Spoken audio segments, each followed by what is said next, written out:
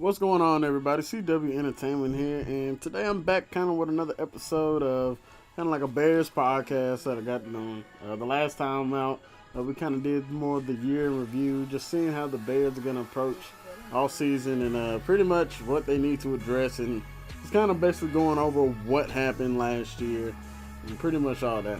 But today, you guys can probably tell by the title, we're going to be kind of covering the scouting combine that's coming up this weekend. Ryan Pace actually just did a press conference today on March 1st. So whenever you guys get a chance to see this or listen to it, it is actually going to be on March 1st when he gave the press conference. They just arrived to Indianapolis not longer, just a few hours ago when I'm doing this.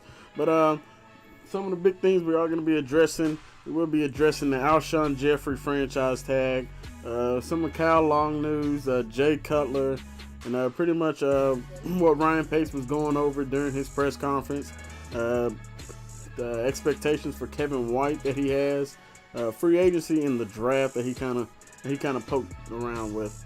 So pretty much going into it, Chicago Bears, if you guys haven't known, are not going to be franchise tagging Alshon Jeffery, therefore making him an unrestricted free agent. So pretty much that means Alshon is not going to be getting that $17.5 million that he would have been given this year if they were to slap the franchise on him. Now, apparently, what reports that came out, and I believe even Ian Rappaport and Schefter reported on this, that there was an extension offer, I guess, before he was franchise tagged or last year. The offer was to offer him between $12 million and $12.5 million per year. So clearly, Alshon is thinking that he is worth a lot more. Sounds like he's wanting more of that Dez Bryant, AJ Green, Julio Jones type of money. And actually, Antonio Brown just got re-upped too, so he just actually became the highest paid receiver in the NFL. So if Alshon thinks that's how much he's deserved, I don't see the market really giving him that opportunity to get that much money. Now he is going to have some suitors.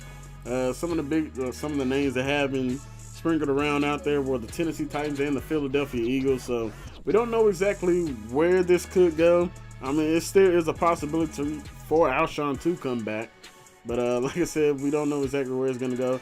But, I mean, the Bears' best interest, like, if you guys got a new quarterback coming in, and especially if he's a young guy that you're going to wind up drafting, and, I mean, right now your number one option was Alshon Jeffery, but now you're looking for your number one option to be Kevin White or Cameron Meredith if Alshon does decide to leave and not get an extension with the Bears. Now, for Kevin White, now we all are hoping that Kevin White can turn into the number one receiver that we expect him to be. I mean, I'm not going to say we wasted, but right now it's looking like a bust. Kevin White was the number 7 pick in the 2015 draft, and he's only played 4 games out of a total of 32 that he should have been playing in. So he's going to have to prove that he can stay healthy and show that he has the elite ability that we believe he can have. That's why he was drafted number 7 overall. We gotta have your number 7 overall pick on the field. If he gets hurt again this year, man, it's not gonna go good. And Ryan Pace is gonna look bad for making that pick. But one thing with Alshon, I mean, yeah, he's the number one on this team due to the fact that they don't have any other receivers. Now, when he was complimented Brandon Marshall extremely well. That's why I wasn't a huge fan of them getting rid of Marshall. But I do see why they had to get. I mean, Marshall is kind of a head case. We do know that. But he does suffer from a mental disability. But besides that, Alshon, I mean, he does have the ability to be a true number one.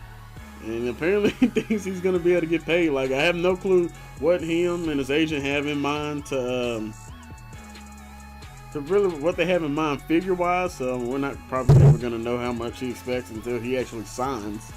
But his biggest thing, his ability to stay healthy was a problem, and then he had the PED usage. So then that could come back to bite him in the butt because the market could fall flat on him, and therefore his best deal could be the $12.5 million offer. But I doubt it because more than likely the Philly, Tennessee, we also heard the Rams possibly could be interested in him. So you never know, but somebody's probably going to overpay for him and give him that top elite receiver money. And that's probably where he's going to wind up going. If the Bears feel like that's not what he's worth, then they're not going to go overvalue and try to bring him back. Now, Ryan Pace, he would love to have Alshon back. He did kind of mention that, but hey, if it's not happening, then it's just not gonna happen. But we're gonna move on. Kyle Long. If you guys didn't hear the news recently, Kyle Long is actually not gonna have surgery on their shoulder to restructure that torn labrum that he suffered. I believe it was back I want to say during the summertime is when he actually injured his shoulder, and everybody was kind of like, well, where we're going to go from here? So he did play on it, but the season wound up ending due to an ankle injury. Do not remember exactly what the ankle injury was, but he is doing the rehab for that. And it was reported that Kyle actually didn't take well to the medicine that he was given for his ankle injury after the surgery. So they even said that he's even lost 40 pounds. Now, Kyle Long, I don't believe he really wasn't a big guy in terms of like weight wise. So 40 pounds, that could be a drastic, that could be pretty drastic. Unless he got a lot bigger without maybe actually paying attention. Because it looked like he had a pretty athletic body for an offensive lineman. So, it could be interesting. 40 pounds could be a good thing, could be a bad thing. Of course, losing 40 pounds is never really a bad thing. But who knows, that'll take away a lot of his strength. He's also going to be playing with that torn labrum still. So he is rehabbing that. Ryan Pace actually did say in his press conference, the expectation for him to be ready, he's not even sure. So he said it's pretty much just working on the ankle. He said they got 3 or 4 opinions on the shoulder, and they deemed that it wasn't necessary for him to even have the surgery. So that could be a good thing. If he doesn't have to worry about his shoulder really bothering him this season, but it also could be a bad thing. It could be a lingering thing that he has going on here. But hopefully he is able to get back onto it. We would definitely love to have, he's our starting right guard. Definitely would love to have him back. Don't want him missing really any significant time. But we can go ahead and move on from that. Go ahead and get into the news more. Not really news, but about Jay Cutler. Now there were certain reports that came out saying that the Bears are actually going to be actively trying to trade Jay Cutler. Man, some reports came back saying that, well, Jay's not going to accept any kind of trade, especially with any of these teams that are bad, like Cleveland Browns. He doesn't want to go to San Francisco. It sounds like he doesn't want to go anywhere like that. Now, what Ryan Pace said, he was actually asked about how does he see Jay playing for the Bears, and he said that is one of the options that's on the table. And I believe he mentioned this back when the season ended, when they kind of had their yearly address. So pretty much, we do know that Jay's possibility of playing for the Bears is probably slim, but there is an opportunity for him to come back. They are leaving the door open for him. He said he's still in his rehab. They said he is ahead of schedule on his rehab. But that's another thing. Some teams aren't going to want to trade for an injured quarterback either. That's another reason why, no deal is probably going to be found until they know Jay Cutler is 100% healthy. Now, more than likely, now how I see it, something tells me that Jay Cutler might just go ahead and wind up retiring over being either traded. If he is traded, I still feel like he might not even want to go that and just rather take the option. He's made over $100 million in his career, and then this last contract really got him paid. So he's set up pretty well for the next probably few generations of his life and his kids' life.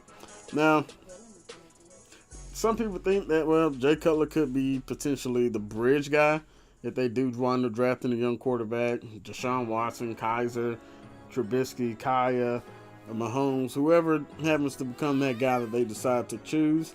But I don't really see him being the bridge guy. I feel like they do attempt to go with a bridge guy. They'll probably lean more towards Hoyer over Cutler. Now, like I said, Cutler's injury situation is a reason why some teams aren't taking that bite at him, and you can't blame him. Cutler does have a lot of baggage that he's gonna have, and then you're also gonna have some of those guys out there, possibly, who knows, like Bruce Arians, somebody that thinks, hey, I love the big arm that Cutler has. We know we can work with him. I just don't see it anymore. It is time for Jay to go ahead and move on. Bears got to move on from him. So it's time to go ahead and cut the ties with him. Now, Kevin White expectations. Once again, Ryan Pace was asked about him at a press conference. And from what Ryan Pace said during the conference, said he is coming along fast, has a lot of confidence in him. wants to see a steady, consistent process in him. And he said anytime they show footage of him, he gets pretty excited about it. So, I mean, that could be something there. We really need Kevin White to get back on track. If he can't get healthy, man, that is just going to be a big blow. That's Ryan Pace's first ever pick, and that comes back to bite him in the butt. That can't go over too well for him. Got to believe the McCaskeys are definitely going to be looking at that as well. And not trying to get too much talk about the McCaskeys, but hey, it might be almost time for them boys to get up out of there. But he does see that Kevin White actually does have being a potential number one. He does see that he could be that guy that could make that next step. He said he loves the footage that he's seeing from him. He knows he's working hard. He has confidence in the rehab and the doctors that are helping with him. So, I mean, it wasn't too much news on Kevin White. I mean, the same thing that we got pretty much last year heading into this season. There's not much going on. He said he wished he could go more into detail about things here, but he said he won't know more until like the oncoming weeks. Pretty much a scouting combine, like I kind of probably gonna re-say some stuff. Ryan Pace and company, they are there. They started their interviews. John Fox actually had an interview today as well. I didn't key into that. Not too much John Fox is probably going to say that's going to have too much of an impact. This is more of Ryan Pace's time. This is where he's probably going to have the biggest impact. This is probably more time you want to listen and tune into Ryan Pace, because he doesn't talk that much during the season. I believe he probably only has like during the season, he probably only has either the beginning of the season and then this end of the season, like kind of the state of the franchise type of press conference. So you don't get to see much of him during the season, so this might be the time you want to tune into him. But he does say that, well, one thing, they are going to have to scout pretty much almost every position. The best position they got on lock is probably running back and probably their linebacker position. And even then, you can never have too many pass rushers, so they could be looking at that. The biggest positions, as we know, quarterback, defensive back, they're going to have to find them. And potentially, receiver could be on that list next too if Alshon doesn't come back. Now, one note, Deshaun Watson said he will be doing all the events at the combine, so he actually will be throwing. Most quarterbacks tend not to want to throw at the scouting combine due to the fact that they don't have their own receivers, and so the timing can get messed up. Now, I mean, you can't really make that a big crutch for you, but Ryan Pace did note that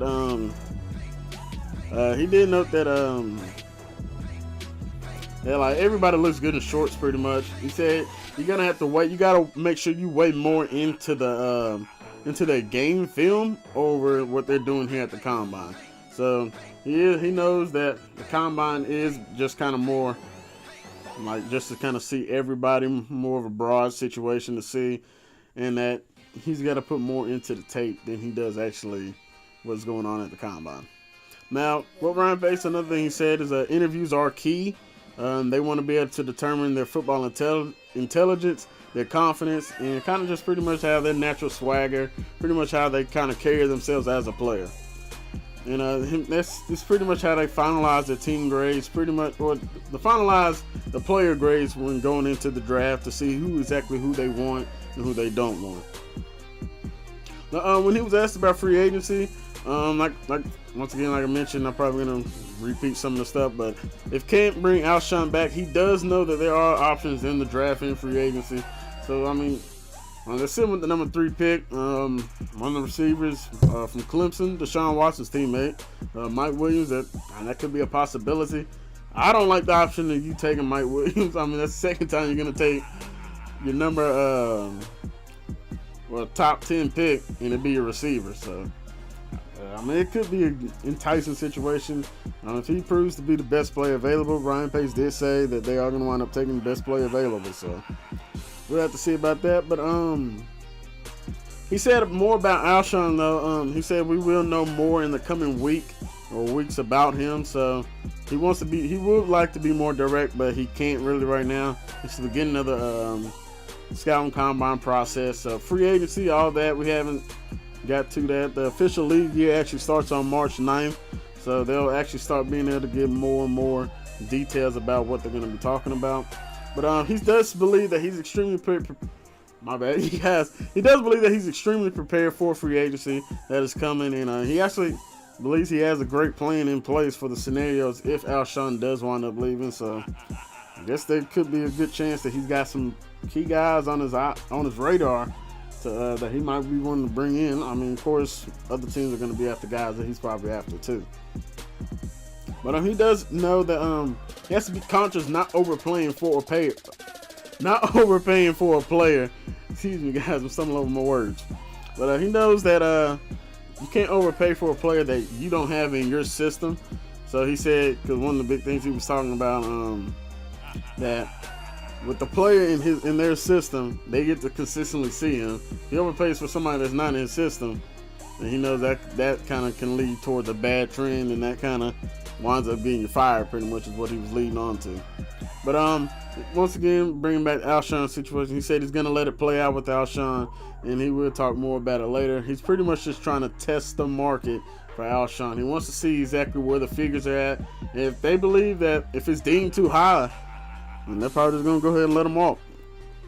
Now, pretty much to finish up everything here, I'm not going to keep this too long like the last one. The last one's pretty much an hour long. But I'm going to go ahead and see what he talked about the draft-wise. Asked whether to trade the pick or to pick the player. And what he said is you have to understand depth of the draft. Now, he knows that. Now, this is considered like one of the most heaviest DB classes. And this is a huge need. Because pretty much they need a defensive back in it. They pretty much need 2 starting corners. They need 2 starting safeties. Corte, Amos, they're probably not the guys getting the job done. Fuller over there, we don't even know if he even still wants to play football. Apparently, there's no reason that knee scope should have kept him out the entire year. And he also, Tracy Porter's getting old. Apparently, he was the best corner on the team. I didn't see it. Anytime I saw him, he was getting his butt burnt or he was giving up the reception. But he also said that trading back is an option to acquire more picks. Now, it's typically an option I don't care for, but trading back in this situation, if you don't believe that you have a guy that's deemed highly enough to be drafted at that number 3 position, by all means, trade back and find the correct guy, because right now, Brian Pace and John Fox, their jobs on the line in this draft, in this free agency, and heading into the season. So these guys got to pretty much hit on every single pick that they make, and especially the biggest one, they're going to have to figure out who that quarterback is. Now, speaking of the quarterback, he was asked whether he will reach for a QB or get value, and pretty much will he get best player available or will he reach for the quarterback. And he says getting value is more important than reaching, being conscious of not overvaluing a player because it's a position of need. So basically, if Jonathan Allen is sitting there at, say, I'm just giving an example, Jonathan Allen, that's who a lot of guys have predicted to be on their mock drafts and whatnot. Or you can say Jamal Adams, whoever happens to be there at that time of the 3rd pick, and say a quarterback, who knows, Deshaun Watson, Kaiser, Trubisky, wherever, if they're listed like number 33 or something, and they got Jonathan Allen listed as their number 2 or 3 prospect, they're going to go ahead and take Jonathan Allen or Jamal Adams, whoever.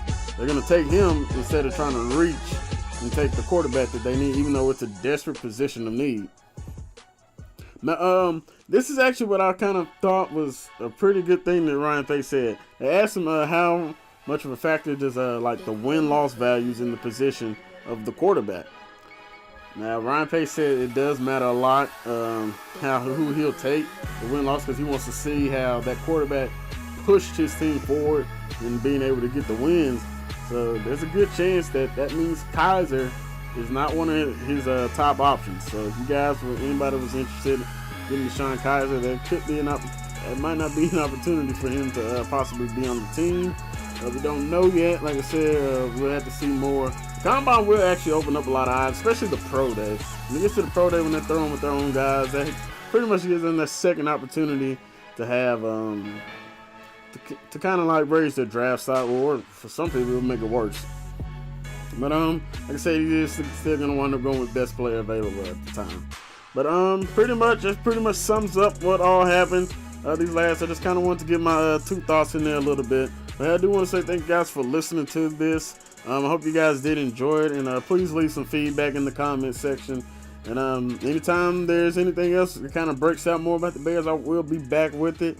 And thank you guys once again for listening. I'm out to next time, everybody. Peace.